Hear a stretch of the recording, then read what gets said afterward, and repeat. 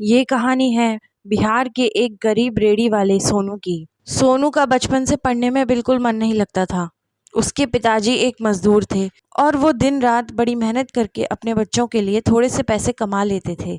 सोनू भी अपने पिताजी की काम में मदद करता था, लेकिन उसे मजदूरी का काम भी ज़्यादा अच्छे से नहीं आता था। एक दिन सोनू ने अपने पिताजी से कहा कि वो आइसक्रीम की एक रेहड़ी खोलना चाहता है। इस पर उसके पिताजी बहुत ज़्यादा खुश हुए और उसे जो 15-20 हज़ार रुपये उन्होंने दे दिए ताकि वो अपनी आइसक्रीम की रेहड़ी खरीद ले।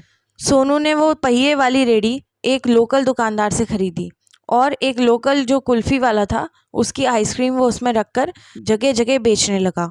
तो वो ज़्यादातर ऐसी जगहों पर जाता था जहाँ पर बच्चे होते थे या ऑफिस वाले या फिर बड़े स्कूल वाले बच्चे आते थे, जो कि भरी गर्मी में सबसे पहले बाहर निकलकर आइसक्रीम खाना पसंद करते थे। सोनू का काम बहुत अच्छा चल रहा था। हालांकि उसे गन्ने के खेतों के रास्ते से होते हुए दूसरे गांव में भी आइसक्रीम बेचने जाना पड़ता था।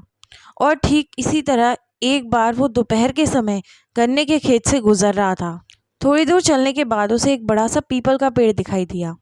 सोनू को आज तक उस रास्ते में ये पेड़ कभी नहीं दिखा था और पता नहीं उस पेड़ में ऐसा क्या जादू था कि उसके नीचे बहुत ही ठंडी ठंडी हवा चल रही थी।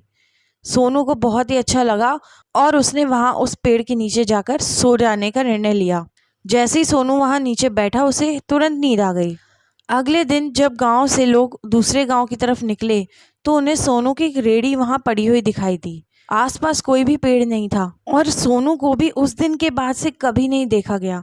गांव वालों ने और उसके पिताजी ने उसे इतना ढूंढा, लेकिन वो आज तक कभी नहीं मिला और कोई नहीं जानता कि सोनू के साथ आखिर क्या हुआ था। गांव के ज़्यादातर लोग तो यही मानते हैं कि उसके साथ छलावा हुआ था, जिसमें फंसकर उसकी जान चली गई। तो ये थी आज की horror story. Thank you for listening.